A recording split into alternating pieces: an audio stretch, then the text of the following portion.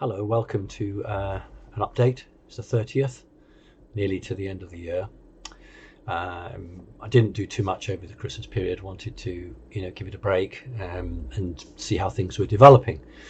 And I wanted to give you more information on the explosion, the RV. And what I'm going to tell you, probably. You never know for sure, but probably isn't on any other website anywhere else, and maybe nobody else will ever run with it, and so you'll just have what I'm telling you, and then you'll have to think about it.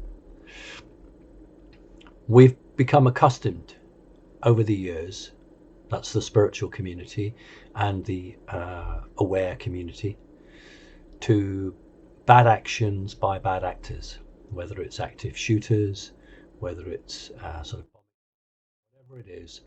We've become used to that, and we've become used to the fact that the bad actors, the bad people, perpetrate these with a need to put fear into people, or to send warnings either to governors of states in America or to a higher up chain. So when something happens that appears to follow that line, it's quite natural for people to think that the bad guys did it.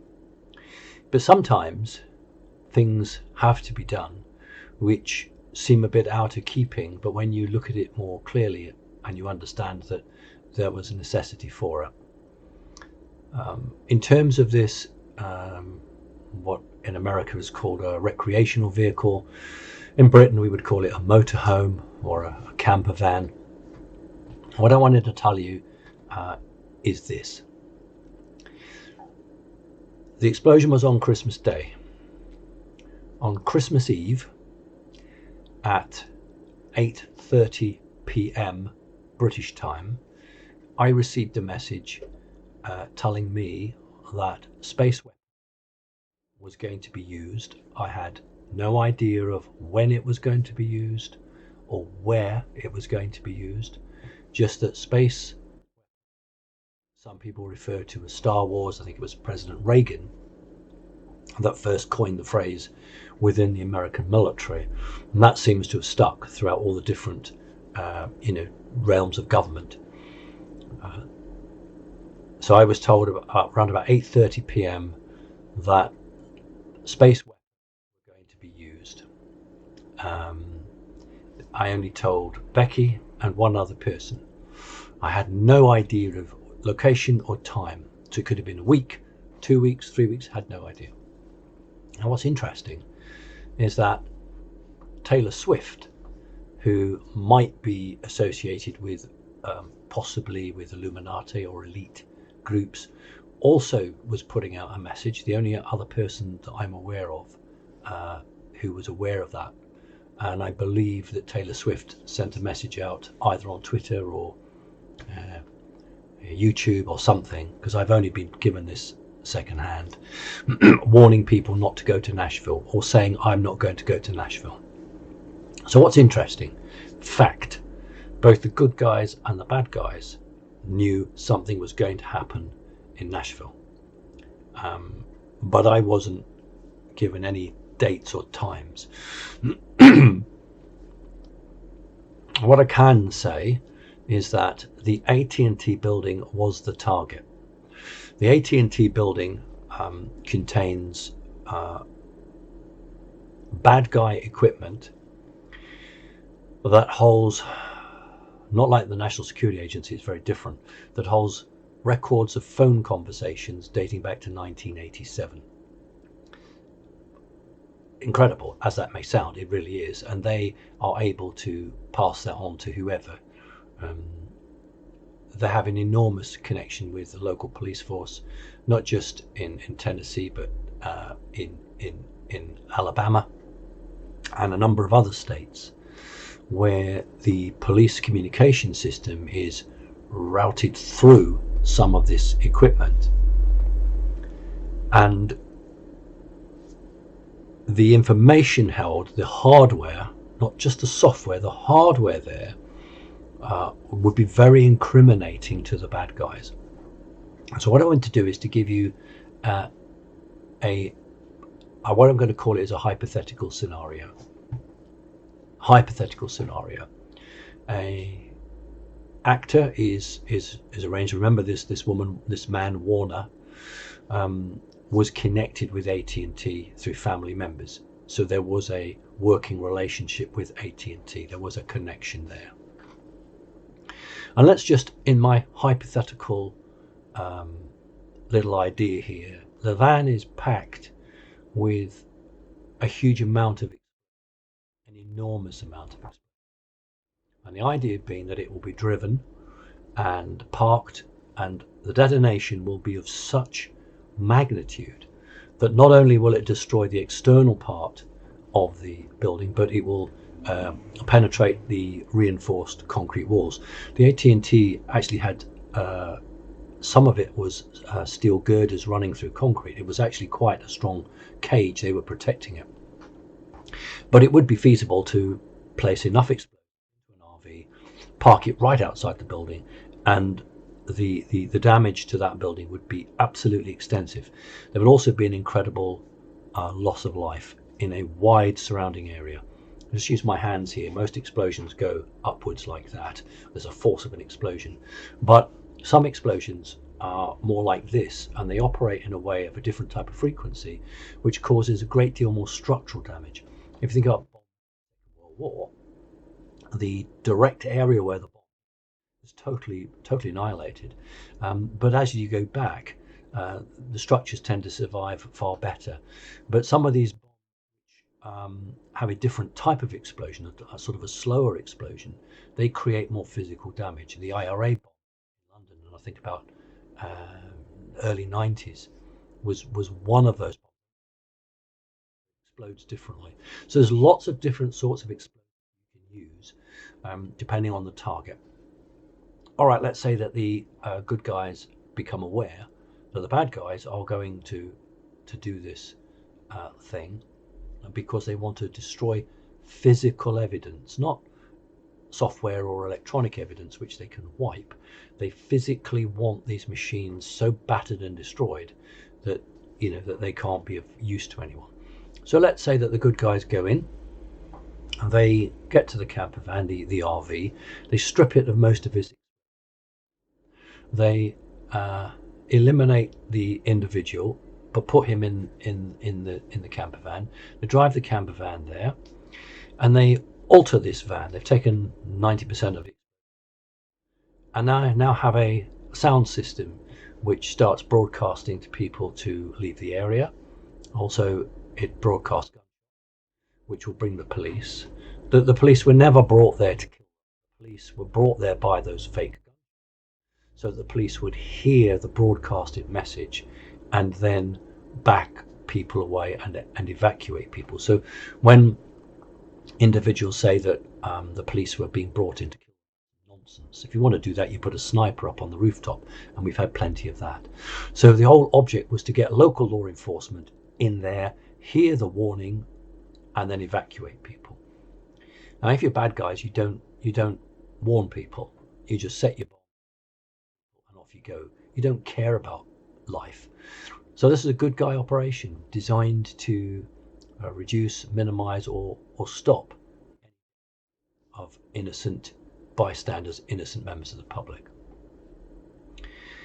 Because the good guys want those machines. They want what's in the AT&T. American military can take anything electronic they want from 1,000 miles away. But what they can't easily do is go in and seize this hardware. And they wanted that hardware preserved for actions that are yet to unfold. Some people are talking about some sort of that was fired and blew up the RV. Two things against that. First, physically, there would be a whopping great big hole underneath in the tarmac, in the concrete, because that would have blown a hole. And the second thing is that I got at 8:30 on Christmas Eve a message saying space weapons are going to be used, and the message was along the lines of there'll be quite a flash. There'll be quite a flash. So what I can tell you is that the information I have was that a targeted weapon, energy targeted, and I don't know if it's from a satellite or from an aircraft of some sort, but was used, and it was fired against the RV, destroyed the RV, and sent a message to everyone which prevented that RV from being involved in whatever it was going to be involved in. There is some other talk that maybe they were going to unload the RV and take them into the building, and then do it that way. Lots of other options about what if they could have done that. I think what happened was the good guys realized that they had to act quickly, and they had to stop what was going to be an enormous atrocity. And it would have been an enormous atrocity if the original explosion, I believe, were packed into that vehicle had gone off and nobody had been evacuated. The collateral damage in terms of human life would have been horrendous. But if we think about 9/11, there are certain people that don't care about loss of life, whether it be American or foreigners. They don't care. The end justifies the means. And in this instance, we had a broadcasted message telling people that if they could hear this, they should evacuate, and giving a countdown as well: 15, 14, 13, 12, 11, 10. And that is why the bad actors are saying things like it was a suicide, or it was designed to lure the cops in and then kill them. They know that they've lost this one. This was a very neat precision piece of work that stopped something catastrophic occurring. And what will upset the bad people is that the good people knew about it and found out. So we know that the bad actors were aware of this. They were aware that there was going to be action in Nashville. I didn't know it was Nashville. I didn't know which country it was. I was just being made aware that space weapons were to be used. So I can say to you it was space weapons. And I believe the people that inform me, absolutely it was space technology. And in my conversations since with these individuals, they've said that the bad actors do not now have access to space technology. Only the American military now control that. So there's one card in their suit. And I've got friends like Carol Rosen and the Eisenhower line, and they don't want space. They didn't want that. They could see, how it would lead. And the reality is that space has unfortunately been. And in this instance, it was used by what we would call the good guys to prevent a terrible atrocity. And so that's what I wanted to let you know, that my information is that the good guys took this out to prevent an enormous catastrophe. And I'm not talking about the destruction to machines that are linked to Dominion. They are in AT&T. I'm talking about the loss of life, ordinary people going about their daily life. Although it was 6:30 in the morning, there'll still be people in their beds and in their homes. Through no fault of their own, their lives would have been ended. And so what happened was an operation that allowed, I think I'm right in saying no one's died from the last time I looked, an operation that nobody died. People were evacuated. Half an hour was given. They said 15 minutes, but it was half an hour actually before it was fired on. Also from space, they could see how close people were, and the fire was done not at the end when the tape ended, because there were still people too close. I can say that. I've been told that. And so it was happened when there was enough people back from it. And so it shows that the good side have had enough. It shows that the good side now are prepared to hit back, and are not anymore being taken as what we call in Britain as a punch ball, and not going to keep on having it dished out to them. They're now going to start dishing it back, but in a way that as best as possible prevents innocent people from being caught up in the issues. So that's what I really wanted to tell you in terms of the situation. It's really important that 1 million Americans can make it on the 6th of January. It's very important.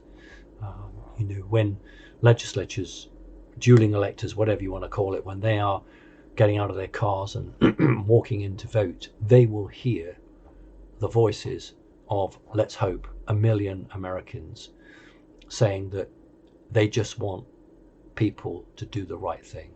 So when they go into the chamber and they are having to decide whether they cast for Trump or cast for, they will hear the American people, and it's very difficult for non-Americans to understand the connection between the people, the republic, and the Constitution. There isn't another country on earth that has this.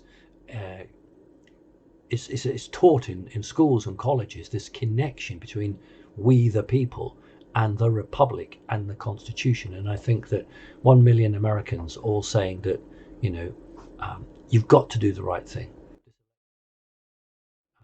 It wasn't. I think people are getting very confused. It wasn't.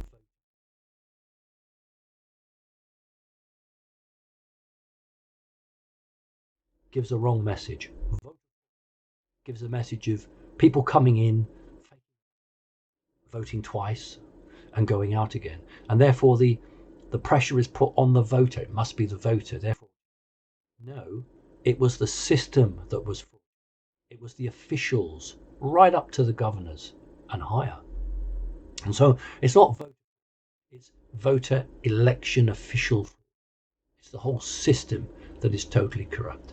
And what's really important is that resat for 4 more years, and then all these issues that I and others talk about can be dealt with. But the most overriding, most important thing is that reset for 4 more years, and then all of these things that we talk about will be faced and will be dealt with. But he can't do anything unless he's back in there. So that's the information I wanted to give you. That's the news that we have. It gives me great heart to know that that the good guys are finally now fighting back in a more obvious way.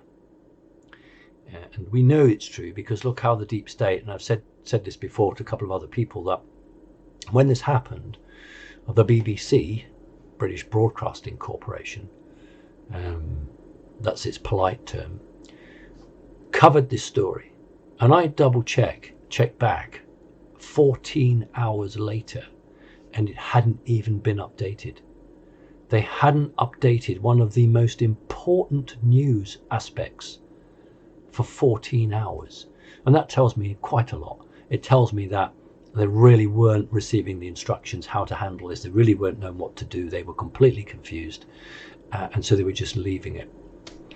And when we're talking about the BBC and we talk about YouTube, and those of you who are new to me, it's worth me saying this again, that basically any organization that says to you such and such a topic, doesn't matter what the topic is, and it says all you need to know, and then it progresses to tell you, how dare anybody say to you all you need to know.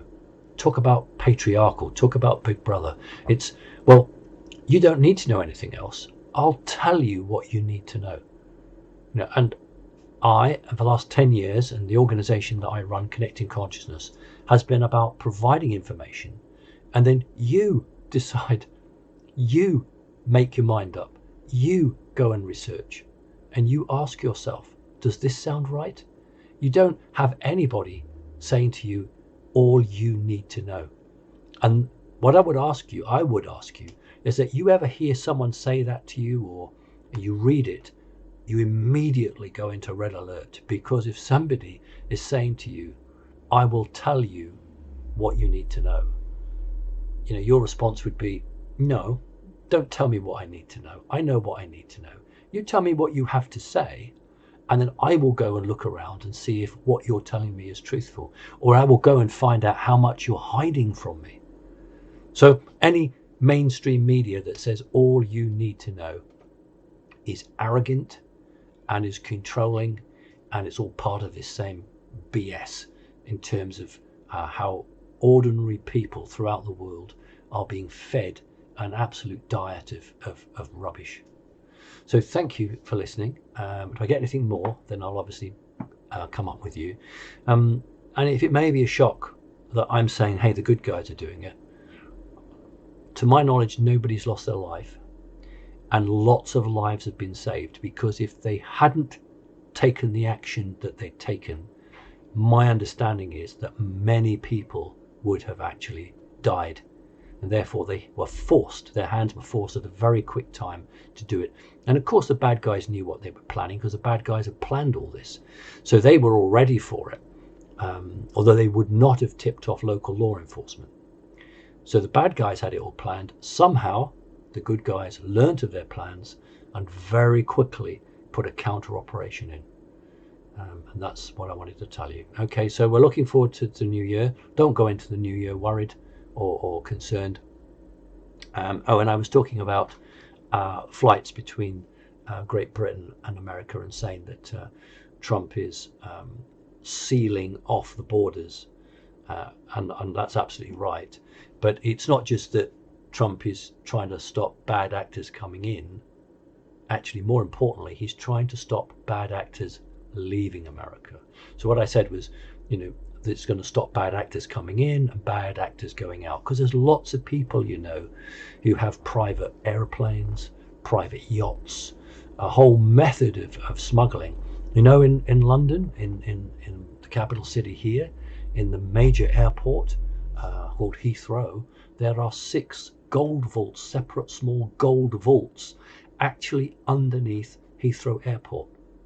Gold vaults. And the idea is that these incredibly powerful people, if there's an emergency, they will fly a private aeroplane in, load up the gold from their vault, turn the aeroplane round on the runway and be straight off. So what the president had to do is to ensure that there's a very, very close check on coming in and coming out. And whilst I've always been very concerned about, testing, it does do one thing for the good guys. If the good guys are doing the testing, they get the DNA. They get the DNA of the people who are leaving. So I think the good guys are playing catch up here. I think what they're doing is thinking, these bad actors are so clever, and I won't take it away from them. They've planned this. They're so clever. We've got to raise our game. We've got to raise our game. We've got to be better than them, and we've got to outthink them. And in many ways, but I'm thinking outside of that White House, in terms of our lives and the way we live, we need to see the good guys taking more action to defend us. Otherwise, you're going to get what you had before in America. You're going to have the people defending themselves. And it wouldn't surprise me. I think a large number of American people will actually refuse to be pushed around any longer. It's in your history. I'm addressing the American audience now. It's in your history where you refused to be pushed around, and you stood up and you fought for what you believed in. And Mad King George had to back down, and other times where that's happened. But in recent years, maybe the American people have gone to sleep a little bit. So maybe it's time for them to wake up. Okay, thanks very much. Take care.